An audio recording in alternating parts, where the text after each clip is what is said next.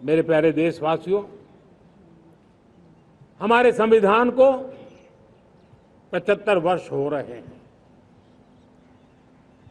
भारत के संविधान के 75 वर्ष की यात्रा देश को एक बनाना, देश को श्रेष्ठ बनाने में बहुत बड़ी भूमिका रही। भारत के लोकतंत्र को मजबूती देने में हमारे देश के संविधान की बहुत बड़ी भूमिका रही। हमारे देश के दलित, पीड़ित, शोषित, वंचित को सुरक्षा देने का बहुत बड़ा काम हमारे संविधान ने किया है। अब जब संविधान के 75 वर्ष हम मनाने जा रहे हैं, तब हम देशवासियों ने संविधान में निर्दिष्ट कर्तव्य के भाव पर बल देना बहुत जरूरी है। और जब मैं कर्तव्य की बात करता हूं, तब मैं सिर्फ नागरिकों पर बोझ बनाना नहीं चाहता। कर्तव्य केंद्र सरकार के भी है, कर्तव्य केंद्र सरकार के हम मुलाजिम के भी है, कर्तव्य राज्य सरकारों के भी है, राज्य सरकार के मुलाजिम के हैं, कर्तव्य हर स्थानीय स्वराज संस्था के हैं, चाहे पंचायत हो, नगर पालिका हो, महानगर पालिका हो, तहसील हो, जिला हो, हर किसी के कर्तव्य है। लेकिन साथ साथ 140 करोड़ देशवासियों की कर्तव्य है। अगर हम सब मिल करके अपने कर्तव्यों का निर्वाह करेंगे तो हम अपने आप औरों के अधिकारों की रक्षा करने के लिए निमित्त बनेंगे। और जब कर्तव्य का पालन होता है, तब अधिकारों की रक्षा निहित होती है। उसके लिए कोई अलग से प्रयास करने की जरूरत नहीं पड़ जाती है।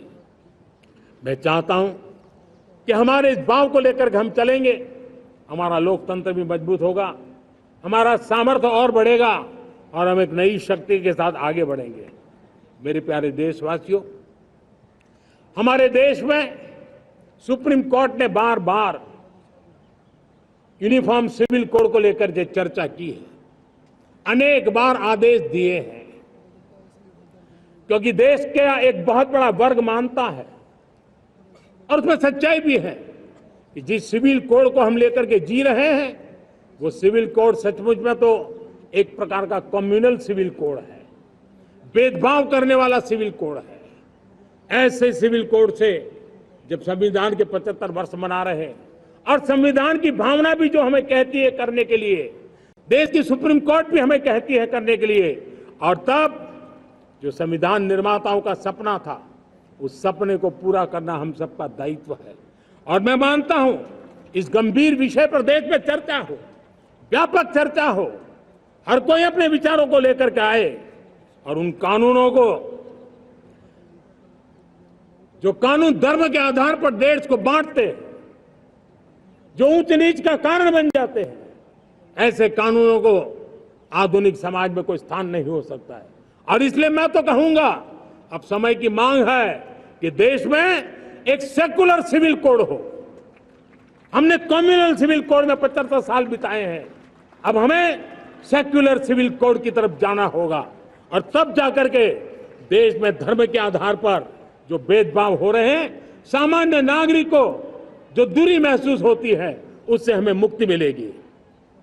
मेरे प्यारे देशवासियों, जब मैं देश में एक चिंता हमेशा कहता हूं, परिवारवाद, जातिवाद भारत के लोकतंत्र को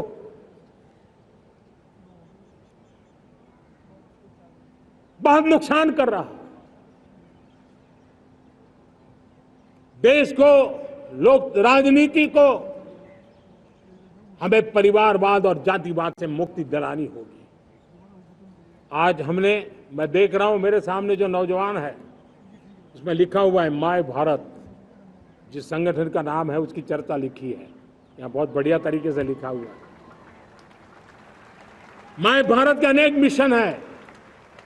एक मिशन ये भी है कि हम जल्द से जल्द देश में राजनीतिक जीवन में जनप्रतिनिधि के रूप में 1 लाख ऐसे नौजवानों को आगे लाना चाहते हैं।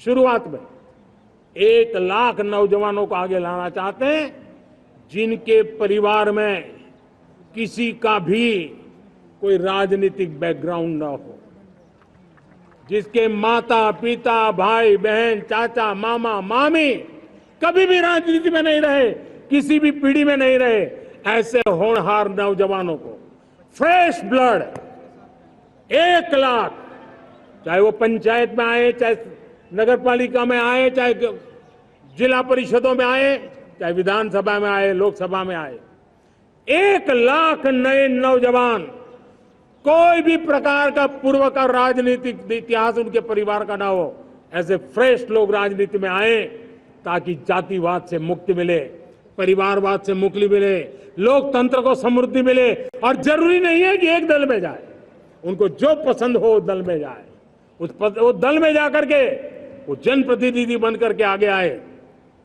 देश तय करके चले कि आने वाले दिनों में 1 लाख ऐसे नौजवान जो परिवार राजनीति से दूर दूर का संबंध नहीं है, ऐसे फ्रेश ब्लड आएंगे तो सोच भी नहीं आएगी, सामर्थ्य भी नहीं आएगा, लोकतंत्र समृद्ध होगा।